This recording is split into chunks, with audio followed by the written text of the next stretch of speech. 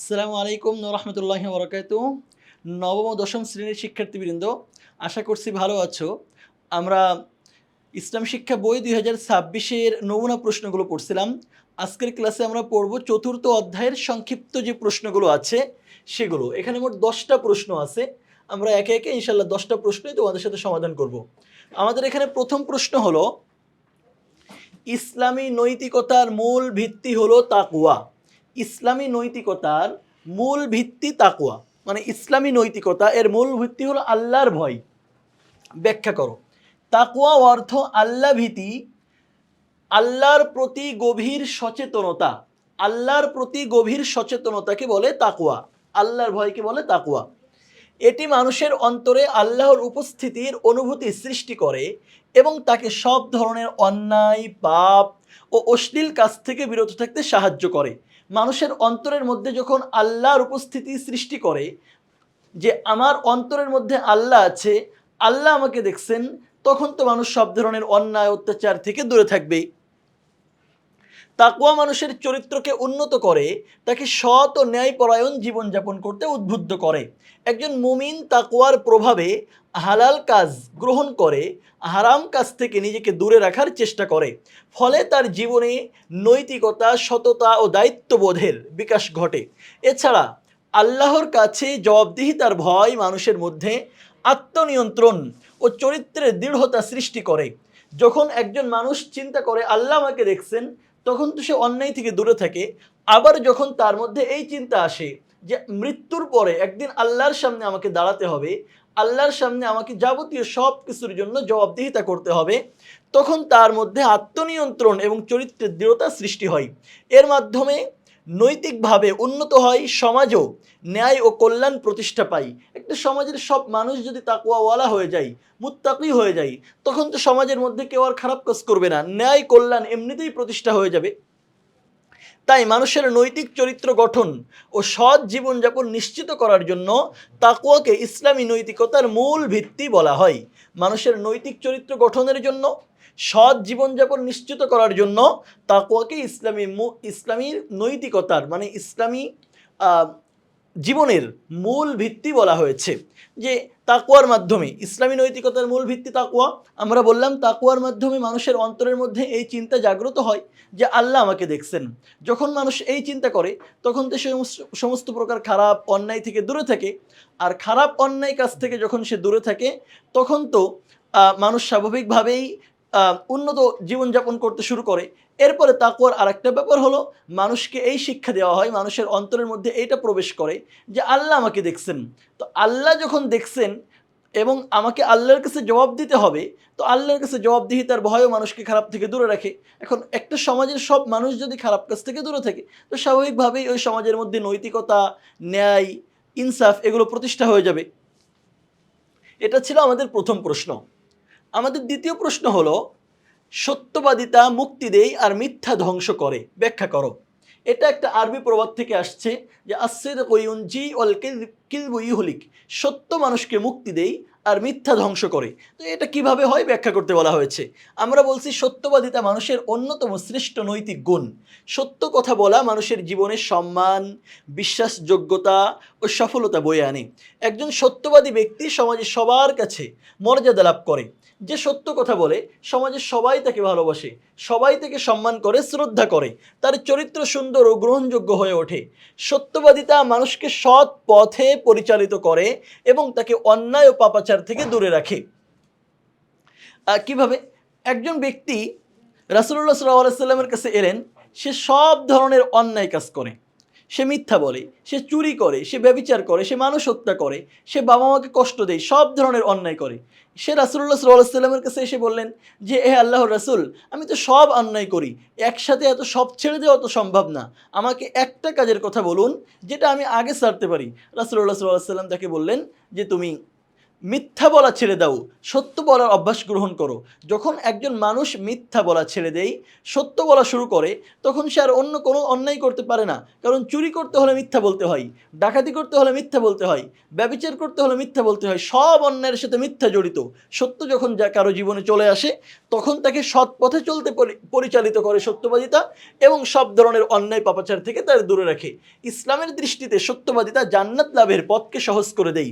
যখন অন্যায় পাপাচার থেকে দূরে চলে যাই, তখন তো জান্নাত লাভের পথ সহজ হবে, এটা স্বাভাবিক বিষয়। অন্যদিকে মিথ্যা মানুষের নৈতিক চরিত্র ধ্বংস করে, সমাজে বিশৃঙ্খলা, অবিশ্বাস সৃষ্টি করে। এছাড়া মিথ্যা বলা আল্লাহর কাছে অত্যন্ত নিন্দনীয় কাজ, এবং এর জন্য পরকালে কঠিন শাস্তির সম্মুখীন হতে হবে। অতএব বলা যায়, দুনিয়া ও আখিরাতে কল্যাণ লাভ এবং উন্নত চরিত্র গঠনের জন্য সত্যবাদিতার কোনো বিকল্প নেই। সত্যবাদিতা মুক্তি দেয়, মিথ্যা ধ্বংস করে। আমরা বললাম, একটা হলো সত্যবাদিতার মাধ্যমে মানুষ দুনিয়াতে সম্মান মর্যাদা অর্জন করে, পাপ থেকে দূরে থাকতে পারে, এর মাধ্যমে জান্নাত লাভের পথ সহজ হয় এবং দুনিয়াতেও সম্মান মর্যাদা অর্জিত হয়। মিথ্যার মাধ্যমে দুনিয়াতেও নানা রকম অন্যায় অপরাধে জড়িয়ে পড়ে এবং আখেরাতেও সে জাহান্নামে যাবে। তাহলে সত্য দুনিয়াতেও মানুষকে মুক্তি দিল, মিথ্যা আখেরাতেও মুক্তি দিল। আর মিথ্যা দুনিয়াতেও মানুষকে ধ্বংস করলো, আখেরাতেও মানুষকে ধ্বংস করলো। এই জন্যই বলা হয়েছে সত্যবাদিতা মানুষকে মুক্তি দেয় আর মিথ্যা ধ্বংস করি। আশা করি বুঝতে পেরেছ। আমাদের 3 নম্বর প্রশ্ন হলো, শালীনতা অর্জন জরুরি কেন? শালীনতা মানে শৃঙ্খলাবোধ, পরিমিত বোধ, এটা অর্জন করা জরুরি কেন? অশ্লীলতা পরিহার করা জরুরি কেন? মূল প্রশ্ন হলো এটা। শালীনতা মানুষের আচার আচরণ, কথাবার্তা, পোশাকে মার্জিত ও সুশৃঙ্খল ভাব বজায় রাখে। এটি ব্যক্তি ও সমাজের মধ্যে সৌজন্য, বিনয় ও পরিপাটি আচরণের বিকাশ ঘটায়, যার ফলে সামাজিক শান্তি ও শৃঙ্খলা নিশ্চিত হয়। শালীনতার মাধ্যমে ব্যভিচার, অশ্লীলতা, কুপ্রবৃত্তি প্রতিহত করা হয়। যখন একটা মানুষ শালীন হয়ে যায়, অশ্লীল জীবন ছেড়ে দেয়, তখন কিন্তু সে ব্যভিচার, অশ্লীলতা, কুপ্রবৃত্তি এগুলো সে আর করে না। এটি মানুষের মধ্যে নৈতিকতা, মানসিক মূল্যবোধ, চারিত্রিক পবিত্রতা রক্ষায় সহায়তা করে। অন্যদিকে অশ্লীলতা মানুষের মনুষ্যত্বকে ক্ষতিগ্রস্ত করে। একজন মানুষ যদি সারাদিন খারাপ কাজই করে, অশ্লীলতা করে, তার কথার মধ্যে, তার পোশাক পরিচ্ছদ, তার চালচলন, সব কিছুর মধ্যে যদি বিশৃঙ্খল অবস্থা থাকে, অশ্লীলতা থাকে, তখন তো তার মনুষ্যত্বকেই ক্ষতিগ্রস্ত করে ফেলে। তাকে সমাজের কেউ সম্মান করে না, কেউ দাম দিতে চায় না, সমাজে বিশৃঙ্খলা, অরাজকতা সৃষ্টি করে। তাই বলা যায়, সুন্দর ও সুসংহত সমাজ গঠনের জন্য শালীনতা অর্জন করা অত্যন্ত প্রয়োজন। শালীনতা অর্জন জরুরি কেন? আমরা যদি এক লাইনে বলি, তাহলে একটা সমাজ, একটা ব্যক্তি থেকে নিয়ে সমাজ পর্যন্ত সবকিছু সুন্দর শৃঙ্খলভাবে চলার জন্য অবশ্যই শালীনতা দরকার। কারণ এর বিপরীতটা চলে আসলে ব্যক্তি থেকে নিয়ে সমাজ পর্যন্ত, রাষ্ট্র পর্যন্ত কেউ সুশৃঙ্খল জীবন পরিচালনা করতে পারবে না। তাহলে আশা করি বুঝতে পেরেছ যে শালীনতা অর্জন কেন জরুরি। এরপরে আমাদের আরেকটা প্রশ্ন, 4 নম্বর, যেটা, যার মধ্যে আমানতদারিতা নেই তার ঈমান নেই। এটা একটা হাদিস থেকে আসছে, লা দীন লিমান লা আমানাতা লাহু, যে যার মধ্যে আমানতদারিতা নাই তার মধ্যে মূলত ঈমান নাই। আমানত রক্ষা করা একজন মুমিনের প্রধান বৈশিষ্ট্য এবং ঈমানের পূর্ণতার অপরিহার্য শর্ত। আমানত রক্ষা করা একজন মুমিনের যতগুলো বৈশিষ্ট্য আছে, একজন মুসলিম ব্যক্তি তার মধ্যে যতগুলো বৈশিষ্ট্য আছে, এর অন্যতম একটা বৈশিষ্ট্য হলো আমানত রক্ষা করা, এবং এটা ঈমানের জন্য, ঈমানের পূর্ণতার জন্য একটা অপরিহার্য শর্ত। একজন সত্যিকারের বিশ্বাসী সব ধরনের দায়িত্ব, জিনিসপত্র এবং দায়িত্বশীলতা সততার সঙ্গে পালন করে। যদি কেউ আমানতের খেয়ানত করে, তবে তা মুনাফিকের লক্ষণ হিসেবে ধরা হয়।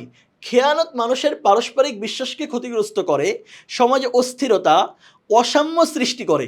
আমি বিশ্বাস করে একজনের কাছে একটা সম্পদ গচ্ছিত রাখতে দিলাম, আমানত রাখতে দিলাম, সেটা নষ্ট করে ফেললো, খেয়ানত করলো, তখন সমাজের মধ্যে অবিশ্বাস, অসাম্য এটা বড় হয়ে উঠবে।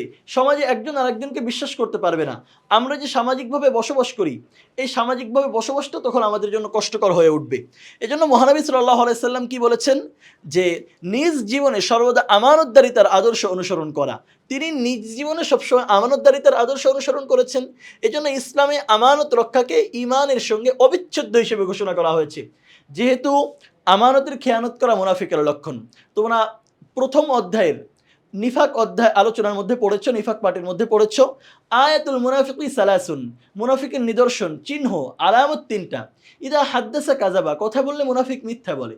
ওয়াইদা ওয়াদা আখলাফা, ওয়াদা করলে ভঙ্গ করে। ওয়াইদা তুমিনা খানা, তার কাছে যখন কোনো কিছু আমানত দেওয়া হয় তখন সে খেয়ানত করে।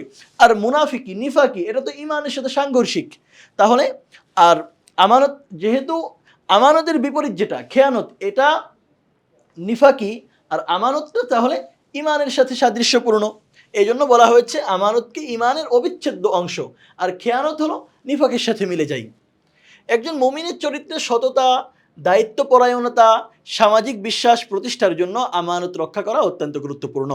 আশা করি বুঝতে পেরেছ যে যার মধ্যে আমানতদারিতা নেই তার মধ্যে ঈমান নেই। কারণ যার মধ্যে আমানতদারিতা নাই সে খেয়ানত করে, আর এটা মুনাফিকের বৈশিষ্ট্য। তো একজন মুনাফিকের মধ্যে ঈমান কিভাবে থাকতে পারে? আর আমানতকে ঈমানের অবিচ্ছেদ্য অংশ বলা হয়েছে। আল্লাহ রাব্বুল আলামিন বলেছেন, ইন্নাল্লাহা ইয়া'মুরুকুম আন তুআদ্দুল আমানাতি ইলা আহলিহা। আল্লাহ আদেশ করছেন তোমরা আমানতের সম্পদগুলো তার মালিকের কাছে যথাযথভাবে পৌঁছে দাও। রাসূলুল্লাহ সাল্লাল্লাহু আলাইহি ওয়াসাল্লাম আমানতের প্র্যাকটিস করেছেন সারা জীবন। তার আদর্শের মধ্যে আমানতের খেয়ানত কখনোই ছিল না, বরং আমানত রক্ষা করা ছিল। এই জন্য আমানতকে ইমানের অবিচ্ছেদ্য অংশ বলা হয়েছে।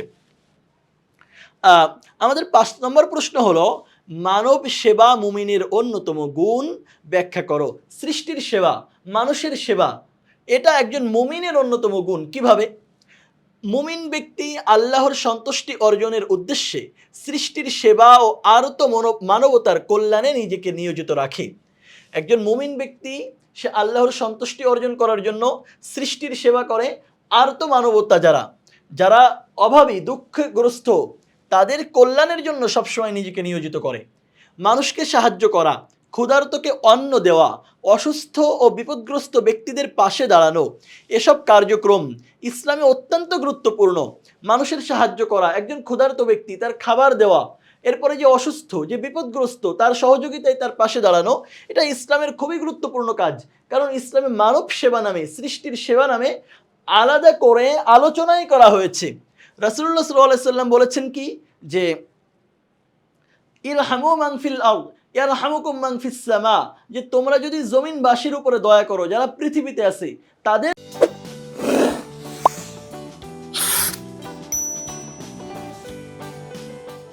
প্রতি যদি তুমি দয়া করো, তাহলে আসমানে যিনি আছেন আল্লাহ তাআলা তোমার প্রতি দয়া করবেন।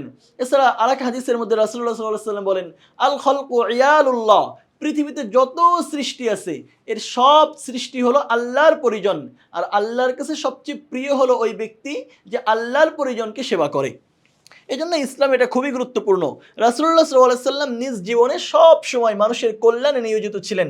তার উম্মাহকেও, আমরা যারা রাসূলের উম্মত আছি, আমাদেরকেও এ কাজের জন্য উৎসাহিত করেছেন। রাসূল সাল্লাল্লাহু আলাইহি ওয়াসাল্লাম বারবার বলেছেন, তোমরা বিপদগ্রস্তের পাশে দাঁড়াও, অনাহারীকে খাদ্য দাও, যে অসুস্থ তার সেবা করো, উৎসাহ দিয়েছেন।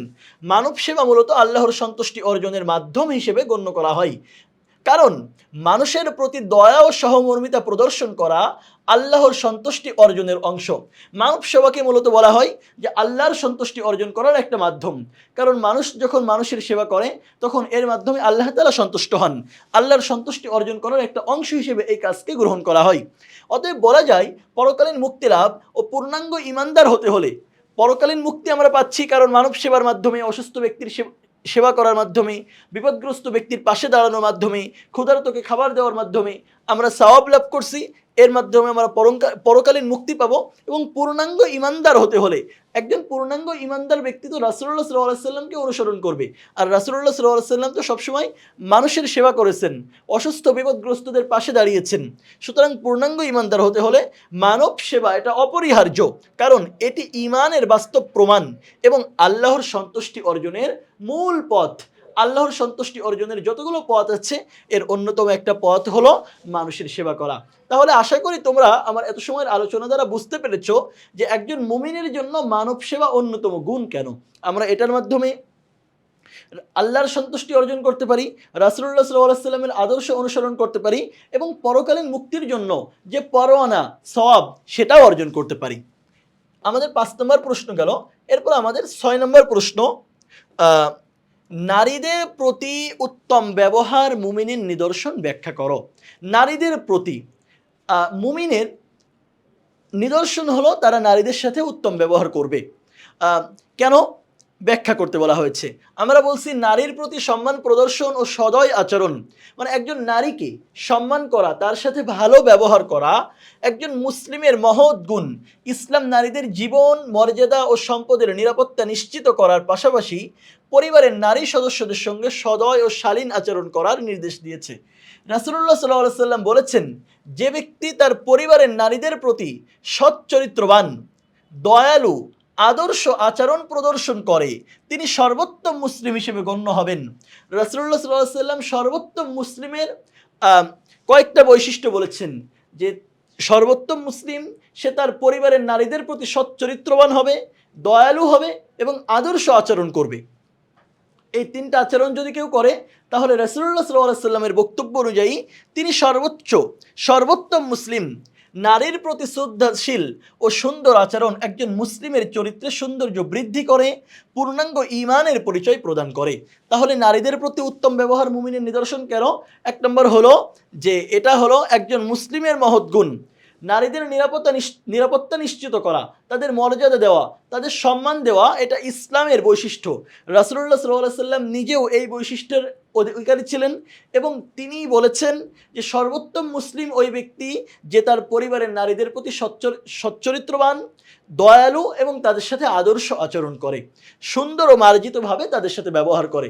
কোরআন মাজিদের মধ্যেও আল্লাহ বলেছেন, ওয়াশিরুহুন্না বিল মারুফ, তোমরা নারীদের সাথে ভালো ব্যবহার করো।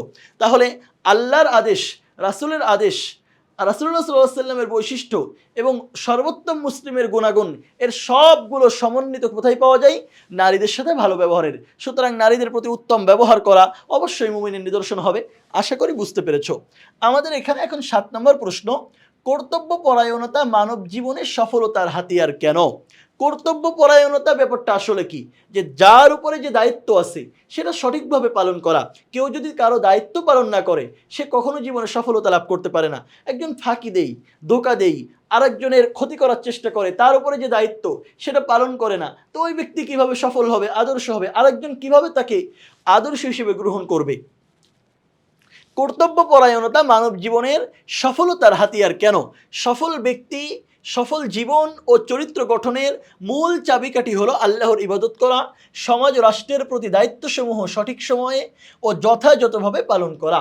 একটা সফল জীবন ও চরিত্রের মূল কথা হলো আল্লাহর ইবাদত করা, আমার উপরে যে দায়িত্ব আছে এটা সমাজের, পরিবারের, রাষ্ট্রের, এগুলো যথাযথভাবে সঠিক সময়ে পালন করা। একজন মানুষ যখন তার পারিবারিক দায়িত্ব, শিক্ষা প্রতিষ্ঠান ও প্রতিবেশীর প্রতি কর্তব্য পরায়ণ, ন্যায্যভাবে তার যে কর্তব্যগুলো আছে এগুলো ন্যায্যভাবে পালন করে, তখন সে আদর্শ নাগরিক হিসেবে গড়ে ওঠে। নিয়মিত দায়িত্ব পালন করার অভ্যাস মানুষের মন ও চরিত্রকে সুশৃঙ্খল করে। এটি পার্থিব জীবনে স্থিতিশীলতা ও সম্মান নিশ্চিত করে এবং পরকালে নৈতিক ও আত্মাধিক উন্নতির পথ প্রশস্ত করে। আল্লাহর ইবাদত এবং সামাজিক দায়িত্বের সদাচরণ একজন মানুষকে সফল, আদর্শ ও নৈতিক জীবনযাপনের পথ দেখায়। আশা করি বুঝতে পেরেছ। আর রাসূলুল্লাহ সাল্লাল্লাহু আলাইহি ওয়াসাল্লাম এক হাদিসের মধ্যে বলেছেন, আলা কুল্লুকুম রা, তোমরা তোমাদের দায়িত্বের ব্যাপারে সতর্ক থেকো। কেন? অকুল্লুকুম মাসউলুন আন রাইয়াতিহি, তোমাকে যে দায়িত্ব দেওয়া হয়েছে এই দায়িত্ব সম্পর্কে তোমাকে জিজ্ঞাসা করা হবে। একজন ব্যক্তি যদি তার নিজের উপরে, তার পরিবারের উপরে, তার সন্তানদের উপরে, তার সমাজের উপরে, তার রাষ্ট্রের উপরে এবং সর্বোপরি আল্লাহ তাআলা তাকে যে যে দায়িত্ব দিয়েছেন, যে কর্তব্য দিয়েছেন, এগুলো যদি সে সঠিকভাবে পালন করে সে অবশ্যই আদর্শ মানুষ হিসেবেই গড়ে উঠবে। তাহলে কর্তব্য পরায়ণতা, দায়িত্বশীলতা মানব জীবনের সফলতার হাতিয়ার কেন? আশা করি বুঝতে পেরেছ। আমাদের 8 নম্বর প্রশ্ন হলো, ব্যয় করার ক্ষেত্রে মধ্যপন্থা অবলম্বন করা বাঞ্ছনীয় কেন?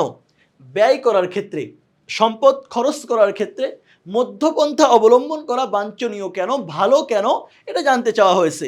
আমরা বলছি ব্যয় করার ক্ষেত্রে অপচয় ও কৃপণতা ত্যাগ করে মিতব্যয়ী হওয়া একজন বুদ্ধিমান ব্যক্তির বৈশিষ্ট্য।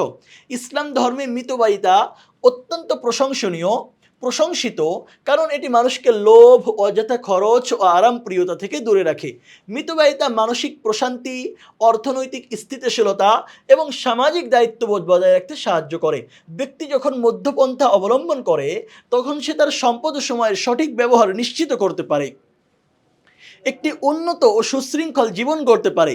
মিতব্যয়িতা ব্যক্তি ও সমাজ উভয়ের কল্যাণ নিশ্চিত করার মাধ্যমে আল্লাহর নিকট অত্যন্ত পছন্দনীয় ও বুদ্ধিমত্তার পরিচয়।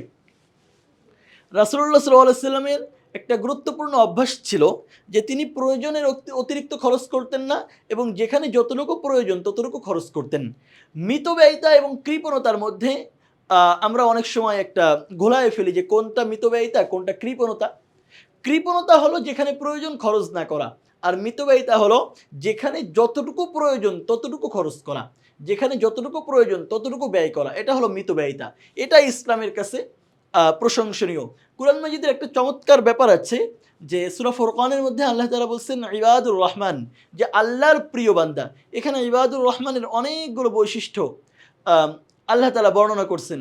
এর মধ্যে একটা বলছেন যারা আল্লাহর প্রিয় বান্দা তারা কারা, বলছেন আল্লাযীনা ইযা আনফাকু লাম ইউসরিফু ওয়া লাম ইয়াকতুরু। মানে যারা আল্লাহর প্রিয় বান্দা তারা অপচয় করে না এবং কৃপণতা করে না, মধ্যপন্থা অবলম্বন করে, যেটা ইবাদুর রহমান আল্লাহর প্রিয় বান্দাদের কাজ। এখানে সেটাই বলা হচ্ছে যে মধ্যপন্থা অবলম্বন করা, মিতব্যয়িতা, এটা অবশ্যই প্রশংসনীয়। কেন প্রশংসনীয়? একজন মানুষ যদি বেশি খরচ করতে থাকে, আয় যত টাকাই করুক না কেন, বেশি খরচ করতে থাকলে তার মধ্যে কখনো বরকত হয় না। এখন ব্যক্তি দরিদ্র হয়ে পড়বে। আবার যদি কৃপণতা করে তাহলে তার পরিবারকে, তার নিজেকে, তার সন্তানদেরকে সে কষ্ট দিচ্ছে। এর মধ্যবর্তী থাকা এটাই হলো বঞ্চনীয়, এটাই প্রশংসনীয়। গীবত বর্জনীয় কেন? এটাই একটা ইসলামের কাছে একটি ঘৃণিত অপরাধ। গীবত করা, মানুষের সমালোচনা করা, দোষ চর্চা করা, গীবত বা পরনিন্দা করা ইসলামে একটি মারাত্মক অপরাধ। এটি এমন একটি কাজ যা ইসলামের দৃষ্টিতে নিজের মৃত ভাইয়ের গোশত খাওয়ার মতো ঘৃণ্য হিসেবে বিবেচিত। গীবতের মাধ্যমে মানুষ অন্যের সম্পর্কে খারাপ কথাবার্তা বলে তার সম্মান নষ্ট করে, সামাজিক ভ্রাতৃত্ব, পারস্পরিক আস্থা ক্ষতিগ্রস্ত হয়। দেখো, আল্লাহ রাব্বুল আলামিন কুরআন মাজিদের মধ্যে, রাসূলুল্লাহ সাল্লাল্লাহু আলাইহি ওয়াসাল্লাম হাদিসের মধ্যে বিভিন্ন অপরাধকে বিভিন্নভাবে চিত্রিত করেছেন, কিন্তু গীবতকে আল্লাহ তাআলা এমন একটা জিনিসের সাথে চিত্রিত করেছেন, উদাহরণ দিয়েছেন, যেটা আসলে মানুষের মস্তিষ্ক মেনে নেয় না। কেমন? মনে করো তোমরা দুই ভাই, তোমাদের এক ভাইকে আল্লাহ তাআলা নিয়ে নিয়েছেন, সে মারা গেছে। সে মারা যাওয়ার পরে এখন তার লাশ সামনে আছে, এখন তুমি তার মাংস খাচ্ছ। এটা কি কল্পনা করা যায়? এটা কল্পনা করা যায় না। আল্লাহ রাব্বুল আলামিন সেম উদাহরণটা গীবতের ক্ষেত্রে দিয়েছেন। আল্লাহ বলছেন আয়ুহিব্বু আহাদুকুম আইয়াকুলা লাহমা আখিহি মাইতান ফাকারিহতুমু, যে তুমি কি এটা পছন্দ করো যে তোমার একজন ভাই সে মারা গেছে, এরপরে তুমি তার মাংস খাচ্ছ? এটা কি তুমি পছন্দ করো? ফাকারিহতুমু, তুমি এটা পছন্দ করো না, ঘৃণা করো। সুতরাং গীবতকেও এভাবে ঘৃণা করো, গীবত থেকেও এভাবে বেঁচে থাকো। কারণ গীবত মানুষের সম্মান নষ্ট করে, সামাজিক ভ্রাতৃত্ব, পারস্পরিক আস্থা এগুলোকে ক্ষতিগ্রস্ত করে ফেলে। গীবত ব্যভিচারের চেয়েও জঘন্য কাজ হিসেবে গণ্য, কারণ এটি সমাজে দ্বন্দ্ব, অবিশ্বাস ও অনাস্থা সৃষ্টি করে। রাসূলুল্লাহ সাল্লাল্লাহু আলাইহি ওয়াসাল্লাম এখানে মূলত যেটা বলা হচ্ছে, গীবত ব্যভিচারের থেকেও জঘন্য। রাসূলুল্লাহ সাল্লাল্লাহু আলাইহি ওয়াসাল্লাম এক হাদিসের মধ্যে বলছেন আল গীবাতু আশাদ্দু মিনাজ জিনা, গীবত এটা ব্যভিচারের থেকেও মারাত্মক। কেন? কেউ যদি ব্যভিচার করে তাহলে এটা হক্কুল্লাহ নষ্ট হলো। সে আল্লাহর কাছে মাপ চাইলে আল্লাহ মাফ করে দিতে পারেন, তওবা করলে আল্লাহ ক্ষমা করে দিতে পারেন। কিন্তু কেউ যদি গীবত করে কারো নামে, তাহলে যতক্ষণ পর্যন্ত যার গীবত করছে তার কাছ থেকে মাপ চেয়ে না নেবে, আল্লাহ মাফ করবেন না। কারণ গীবতটা হলো হক্কুল ইবাদ, আর ব্যভিচার এটা হক্কুল্লাহ। সুতরাং হক্কুল ইবাদ যদি নষ্ট করে, তাহলে ওই ব্যক্তির থেকে মাপ না চেয়ে নিলে আল্লাহ মাফ করবেন না। সুতরাং এটা ব্যভিচারের থেকেও জঘন্য। আবার এটার মাধ্যমে সমাজে দ্বন্দ্ব, অবিশ্বাস, অনাস্থা সৃষ্টি হয়। সুস্থ, শান্তিপূর্ণ ও ন্যায়পরায়ণ সমাজ গঠনের জন্য এবং আল্লাহর কঠোর আযাব থেকে রক্ষা পেতে এই অভ্যাস থেকে দূরে থাকা অত্যন্ত জরুরি। অতএব বলা যায়, গীবত ত্যাগ করে সৎ চরিত্র ও সতর্ক মনোভাব অবলম্বন করাই একজন মুসলিমের নৈতিক দায়িত্ব। তাহলে গীবত বর্জনীয় কেন? এক তো গীবত ইসলামের দৃষ্টিতে একটি মারাত্মক অপরাধ। এটি নিজের মৃত ভাইয়ের গোশত খাওয়ার সাথে আল্লাহ তাআলা উদাহরণ দিয়েছেন। আবার এটা সামাজিক সম্মান, আস্থা নষ্ট করে, বিশ্বাসযোগ্যতা হারিয়ে ফেলে। আবার এর মাধ্যমে পরকালীন শাস্তি হয়। এই জন্য গীবত অবশ্যই বর্জনীয়। আরেকজনের দোষ চর্চা করার মধ্যে কোনো লাভ নেই। আমাদের এই অধ্যায়ের সংক্ষিপ্ত প্রশ্নের সর্বশেষ প্রশ্ন, আর ফিতনা হত্যার চেয়েও জঘন্য কোরআন মাজিদের একটা আয়াতের অনুবাদ, আল ফিতনাতু আসাদ্দু মিনাল কতল, ফিতনা হত্যার চেয়েও জঘন্য। ব্যাখ্যা করো। ফিতনা বা সমাজে দাঙ্গা ফাসাদ সৃষ্টি করা মানুষের নৈতিকতা ও মানবিক মূল্যবোধকে ধ্বংস করে। এটি সামাজিক শান্তি ও শৃঙ্খলাকে চরমভাবে ক্ষতিগ্রস্ত করে, পাপাচারের পথ উন্মুক্ত করে দেয়। ফিতনার কারণে সমাজে অরাজকতা, অবিশ্বাস ও অশান্তি বৃদ্ধি পায়। এর প্রভাব এত ভয়ঙ্কর যে এটি কখনো কখনো খুনের চেয়েও ভয়াবহ পরিস্থিতি সৃষ্টি করতে পারে। একটা মানুষ আরেকজনকে খুন করেছে, এটা কোনোভাবেই সামান্য অপরাধ না। আল্লাহ বলছেন, কাতাবনা আলা বানি ইসরাঈল আন্নাহু মান ক্বাতালা নাফসান বিগাইরি নাফসিন আও ফাসাদিন ফিল আরদি ফাকান্নামা ক্বাতালান নাস জামিআ, যে একজন মানুষকে অন্যায়ভাবে হত্যা করা পুরা পৃথিবীর সব মানুষকে হত্যা করার শামিল। ওয়ামান আহইয়াহা ফাকান্নামা আহইয়ান নাস জামিআ, একজন মানুষের জীবন বাঁচিয়ে দেওয়া পুরা পৃথিবীর সব মানুষের জীবন বাঁচিয়ে দেওয়ার শামিল। হত্যা করা কাউকে এটা কোনোভাবেই ভালো কাজ না, কিন্তু একটা সমাজের মধ্যে ফিতনা সৃষ্টি করা, পুরা সমাজের মধ্যে শৃঙ্খলা নষ্ট করা, শান্তি দূরে হটায় দেওয়া, এটা হত্যার চেয়েও মারাত্মক। কারণ একটা ফিতনা থেকে হাজারো হত্যাকাণ্ড, হাজারো অশান্তি সৃষ্টি হতে পারে। এর প্রভাব এত ভয়ঙ্কর যে কখনো কখনো খুনের চেয়েও, হত্যার চেয়েও ভয়াবহ পরিস্থিতি সৃষ্টি করতে পারে। অতএব আল্লাহ তাআলা ফিতনাকে মারাত্মক অপরাধ হিসেবে ঘোষণা করেছেন এবং মুসলমানদের সতর্ক করেছেন যাতে তারা সমাজে অশান্তি ও বিশৃঙ্খলা না করে। সামাজিক শান্তি ও ন্যায়ের জন্য ফিতনা প্রতিহত করা অপরিহার্য। তাহলে আশা করি বুঝতে পেরেছো যে ফিতনা কিভাবে হত্যার চেয়ে মারাত্মক। আমরা এখানে মোট 10টা প্রশ্ন পড়লাম। আমি 1 মিনিটের মধ্যে সামারি করে আজকের ক্লাস থেকে বিদায় নেব ইনশাল্লাহ। আমরা কি কি প্রশ্ন পড়ছি একটু দেখে আসি। আমরা সবার আগে প্রশ্ন পড়েছিলাম ইসলামী নৈতিকতার মূল ভিত্তি হলো তাকওয়া। আমরা এখানে বলেছিলাম তাকওয়ার মাধ্যমে মানুষ আল্লাহর ভয় করে, আল্লাহর কাছে জবাবদিহিতার বিষয়টি মানুষের অন্তরের মধ্যে বদ্ধমূল হয় এবং এর মাধ্যমে মানুষ খারাপ কাজ থেকে দূরে থাকে। এরপরে সত্যবাদিতা মানুষকে মুক্তি দেয়, মিথ্যা ধ্বংস করে।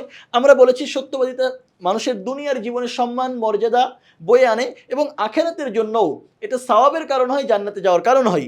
আর মিথ্যা মানুষকে দুনিয়ার জীবনের সম্মান নষ্ট করে এবং আখেরাতে গুনাহের কারণে জাহান্নামের যাওয়ার কারণ হয়। সুতরাং সত্য দুনিয়া ও আখেরাতে মানুষকে মুক্তি দেয়, আর মিথ্যা দুনিয়া ও আখেরাতে মানুষকে ধ্বংস করে। এরপর আমাদের প্রশ্ন ছিল শালীনতা অর্জন জরুরি কেন। আমরা বলেছি একটা সমাজের মধ্যে যদি শালীনতা না থাকে তাহলে ওই সমাজের মধ্যে বিশৃঙ্খলা, নানা রকম অন্যায় অপরাধ ছড়িয়ে পড়ে। সুতরাং সমাজের শান্তি স্থিতিশীলতা শৃঙ্খলা রক্ষার জন্য অবশ্যই শালীনতা অর্জন জরুরি। এরপর আমাদের প্রশ্ন ছিল যার মধ্যে আমানতদারিতা নেই তার মধ্যে ঈমান নেই।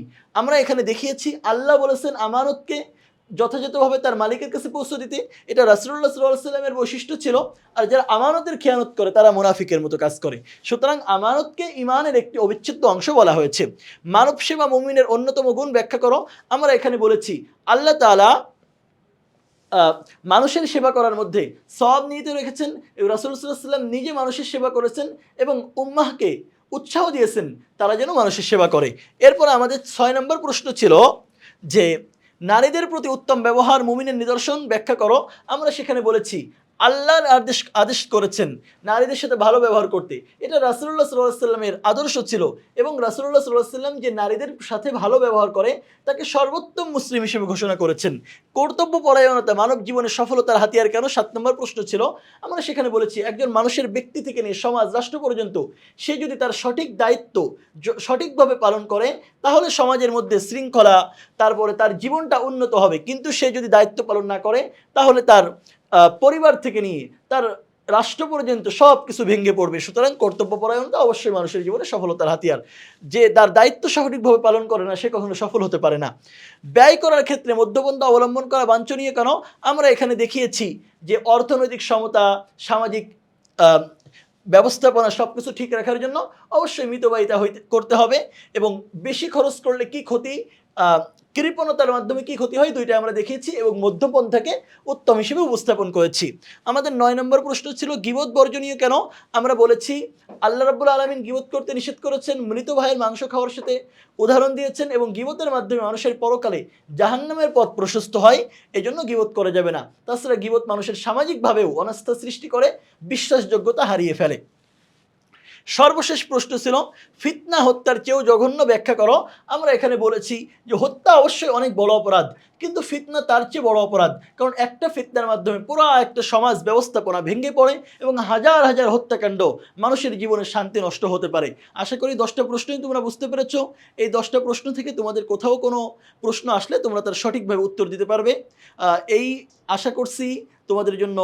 শুভকামনা জানিয়ে আজকের ক্লাস থেকে বিদায় নিচ্ছি। পরবর্তী কোনো ক্লাসে দেখা হবে। সেই পর্যন্ত আল্লাহ হাফেজ। আসসালামু আলাইকুম ওয়া রাহমাতুল্লাহ।